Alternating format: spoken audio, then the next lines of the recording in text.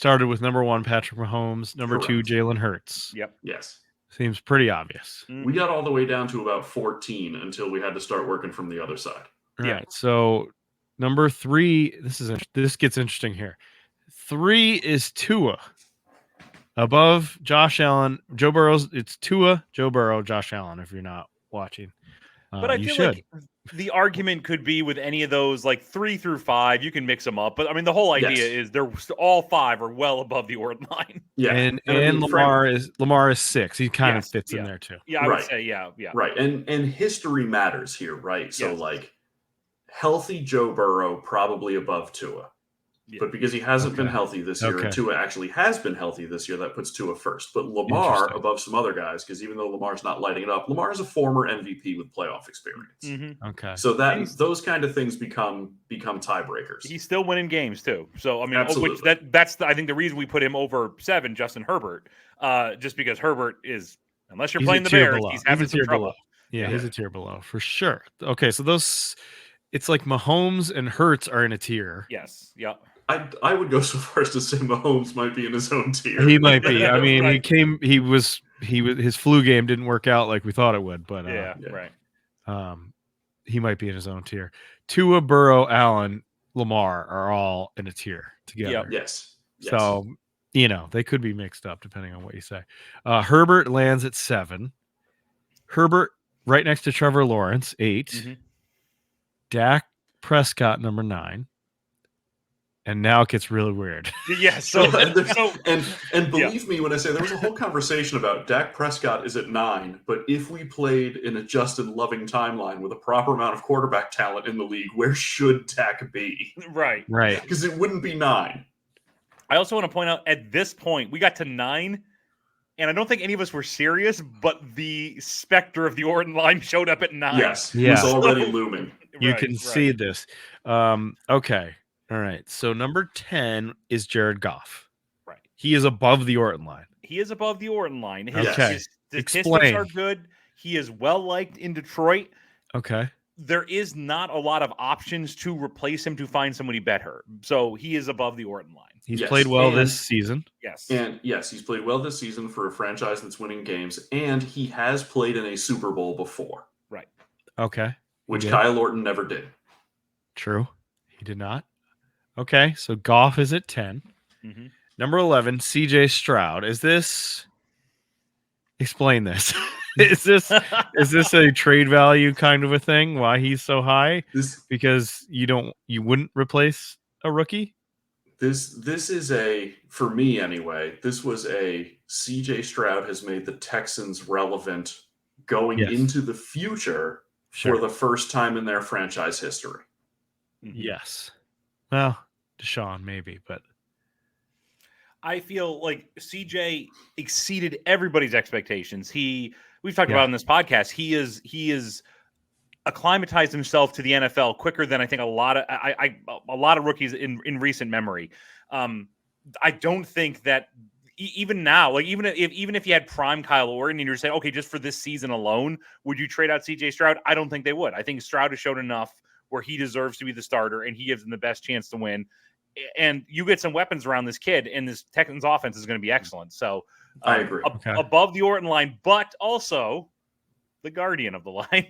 Yes. This is a ceremonial position too. Yes, it is. This is important. Yes. Who are some of the fast guardians of the line? Stand by. Let me pull it up. I mean, Alex Smith. Alex Smith famously was the one that we several knighted. Years. Yeah. We knighted him. Let's see. He was the Knight of Orton for the longest time because he was always the guardian of the line. Going backwards chronologically, in 2022, the guardians of the line were Derek Carr and Kyler Murray. Kirk Cousins in 2021. There's a gap where we didn't do the Orton line for several years. And then in 2017, it was Sam Bradford and Marcus Mariota. And then several years of Alex Smith right in a row. 2015, Teddy Bridgewater. 2014, Teddy Bridgewater again, and Brian Hoyer. 2013, RG3 and Alex Smith. 2012, Ryan Tannehill and Andrew Luck. And 2011, Alex Smith and Matthew Stafford. Wow. Alex Smith, a grand total of like 8 times he was the guardian of the line. Yeah. Wow. He's the perfect guy for the Hence the Knight one of above. Orton. The Knight of Orton. Okay. All right. So then we get the Orton line at 11, basically. Right. After 11. Yes. That's By very far high. the highest it's Very, ever very been. high. Yes, Yeah, two the last time we picks ranked higher than it's ever been. Right. Okay, so it's the highest it's ever been. The record for quarterbacks above the line is 21 by comparison. Wow. Well, this is a reflection of everything we've been talking about for Oh yeah. however long we've been doing this show, like the last 12 weeks. Yes. Mm-hmm. Why we can't do hurry up offenses and things of that Right. nature. Okay, so we got the Orton line. Let's bring up a couple names who maybe could be above the Orton line and tell me why they're not. Start with our boy Kirk, who you wrote down as Kick Cousins, which I enjoy. Sorry, Kick my bad. Cousins. No, I love it. There's one Kirk. very simple reason, Mark. Yep. So if you remember in the offseason, he presented to the Vikings, hey, I'll take a pay cut if you just give me another year. And the Vikings were like, nah. So like if your own team basically passes on you to have you next year, you're then below Orton automatic line? you have to go below the Orton line because they want to replace you. Active replacement is the prime criteria of the Orton line, and the Vikings are actively replacing Kirk Cousins even before he got hurt. Yes, right. Okay. All right. I can buy that. Derek Carr, below the Orton line. Now, I'll feel you can that take as, this Derek, one, Drew. as a Derek Carr apologist. I will feel that simply falls below the line because he has not been healthy for New Orleans. Okay. They would prefer a guy that they knew was going to start at least 15 games over a guy who might start 10 by the end of the season. Okay. All right. The Saints have been okay when he's been in the ball game. Yeah. Right. But he left them in the hands of Jameis Winston more than once already this season. And those hands are full of crab legs, so you can't be doing that. So honestly, Derek Carr, I think next time we do the line, if he plays the majority of these snaps, likely will be above the line. He'll be back above the line. Yeah, Okay. right. But All right. as So it it's an stands right injury now, thing. just not enough. Yeah. Correct. An injury thing. All right. 14. This one's interesting to me. And I don't know if I'd put him down here. Geno Smith at 14, below the Orton line, below both of those guys. Team's looking good. They're in first place. He's playing pretty well. Pretty well. You're doing good. You're doing pretty good. Yeah. It's not doing bad. That's the problem. Like Geno is not lighting it up this year. No. The teams know how to play him. The Seahawks are good, and he's a fine game manager, much like the guy on 15. Mm-hmm. But if you're going to have an opportunity, like prime Kyle Orton could go deep. Prime Kyle Orton could spice things up and energize an offense. Geno, I don't think can do that. I think Geno is fine at not making mistakes, but he's not going to excite anybody. Yeah, some of the cost baked into Geno Smith was and it's funny because the Orton line obviously is attempting to be a reflection of right now, but some of it was Geno as the price is baked in, the knowledge that I think we all think he's going to turn back into a pumpkin at some point before the end of the season. I think he already has. I'll be honest. I think he's fine at what he is, but I don't think anybody's scared of Geno Smith. Right. Okay. Number 15 is Brock Purdy. Is this a recency bias thing? How would he have landed had he not played like complete shit the last 2 weeks?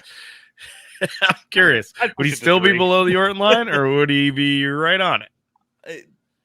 But we got to take that into consideration. We can't I understand. Horrible play. And I mean, did he drop quite a bit? I guess is the correct question. He probably dropped, in my mind, a few spots. Some of this was also, again, if active replacement is the theory, this was the one where the tail sort of wagged the dog. Like, the Niners didn't want Brock Purdy to be their quarterback in the first place and didn't want him to be their quarterback twice over because they had Jimmy G and then they had Trey Lance. So it's like, this is not a guy that I think in their heart of hearts, if you ask the 49ers, would you take any one of these guys above Brock Purdy that's above him in the Orton line? They would say yes to all of them. Yeah. Okay. Maybe even some people below it. So. All right. 16, Baker Mayfield. Bake. That feels appropriate. For Baker. He's below the Orton line for sure. He is the dead center. He'll of give NFL you a few games, but Tampa's not sitting on him thinking we got our guy. No. Anthony Richardson is at 17. I feel like we don't know enough information yet. Drew, I think, dug his heels in on this one. Drew did not. I don't think Drew liked him at 17. I didn't like him at 17. Lower? I also don't like Pickett at 18. I fought for Pickett a little harder than this, but I got outvoted. You want Pickett higher or lower? I would put Pickett. I would put Pickett above Baker, only because Pickett still has room to improve. Baker, Ooh. I think we know what he is. Yeah. Okay. I mean, All right. potential does play a role in the ORTON line too, and you're right because like there It is does. the unknown of Pickett. He definitely has more potential than Baker. Right now, And really, based on all the criteria we're giving, really the ORTON line is completely arbitrary. Yes, yeah. It's Depending how on we feel about these guys on a Yes. Sunday that we do this. I like it though. I think it's pretty accurate. I feel Jordan like it's Love. very good. Jordan Love lands at 19. He's been down for a while now. Yeah. Had another crap game. Mac Jones at 20. Feels a little high, but I Mac thought Jones so too, but again, I got outvoted. feels a little high, guys. But- Come on. He's the above problem- Bryce Young. Bryce is better than Mac. See, Come on. This whole range of like 17 Yes. to 23 It's is all where crap. we started working the problem from the other side, and Right. these were the dudes sort of left in the middle. Right. So And you- like All you right. They can be have mixed to, around. yeah, you have to have a mid-range of guys. Right. Like I would love to have rated them like 1 through 15 and then like 30 through 43, but it doesn't work that way. You've got to Yeah. have less bad guys in the middle. All right. So 21 is Justin Fields. It feels about right. Bryce Young is 22. Jimmy G is 23. You know, my guy Sam Howell should not be this low. 24 Scrappy. for Sam Howell? Scrappy Sam Howell. You know, your guy Sam Howell might not be on this list by the end of the season. He might not, but right now he's cooking with gas. He's leading my fantasy team. He's my best fantasy player. He might not make He it. is. to He's another not even a second- joke. He might not even make it to a second or third NFL season the way he's getting hit as often as he Yeah. is. He's been and sacked you know more than that- Oh anyone. my god. At the very least, even if he is still Washington's quarterback at the end of this season, you know he ain't their quarterback at the start of next Exactly. season. Right, exactly. There are way too many quarterbacks in this draft Yeah. where Washington's not going to take one of them. And the only reason Sam ended up ahead of the next two guys was because he's costing Washington much less money than the Yeah. next two guys. Okay, next three all right. guys. I think Sam should be higher. Dan Jones, 25th.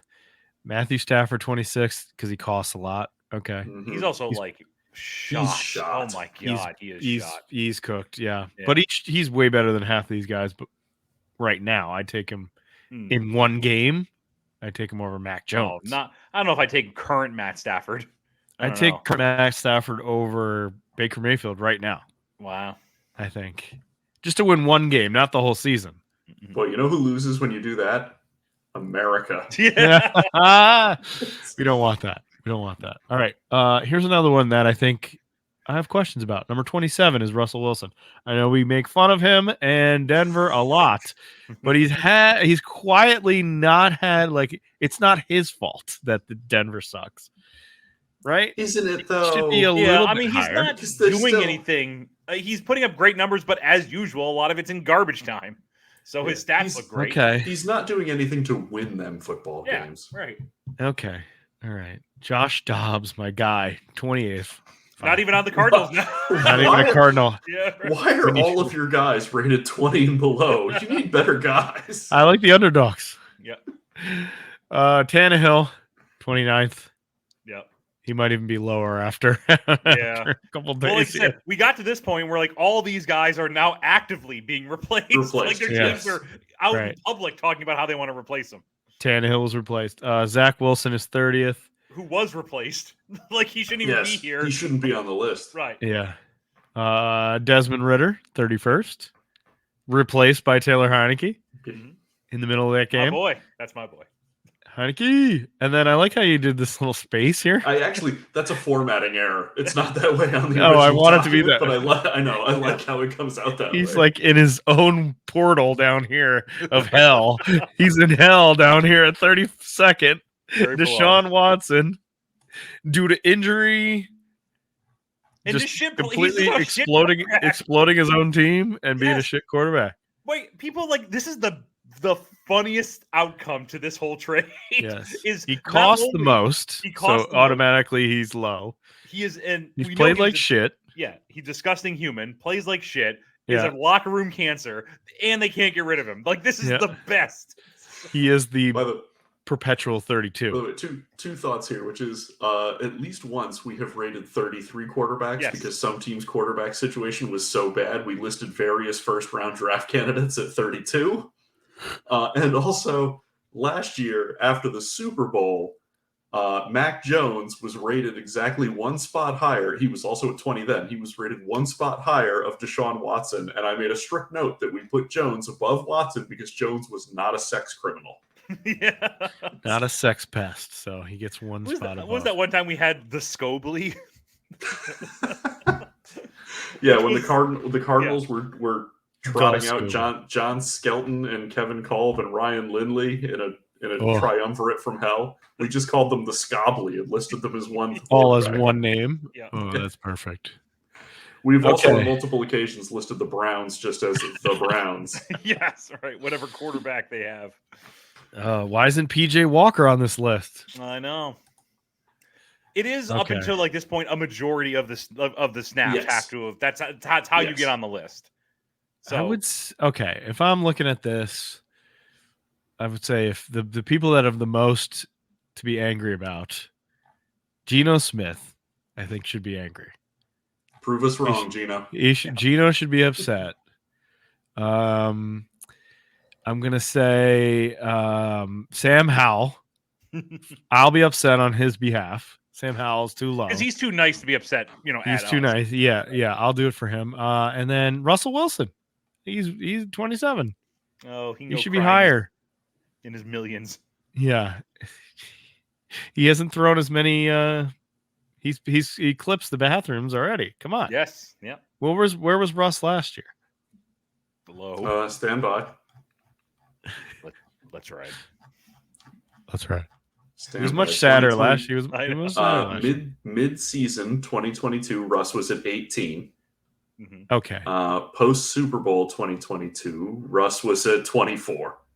Okay. He's lower than both of those, and he was horrible last year. What the heck? It's feeling okay. This guy sucks as a human. He ain't coming back. Yeah, He right. ain't coming back, and It's your list. he costed them a lot of money and a lot of draft capital. That's okay. All right. Yeah, we can put that's right. I forget that plays a role. All right. Any other thoughts about where you stand on this year's ORTON line? I'm so happy with 1 through 9, and then probably not happy from 10 through 30. No, 10 through 24. Like So, most of the NFL teams that have those Yeah. quarterbacks, you mean? Right. You happy? Right. Sorry, keep going. No, I'm gonna say it's just it's. I like the top 9, and like I said, it crossed my mind that the ORTON line could be above Goff, but Ooh, at I know. 10 or 9, I guess. The ORTON line set at 9. There's a delineation, I think, between 9 and 10. So Oh, for sure. yeah. I love to point this out. It's my favorite fact about the ORTON line because it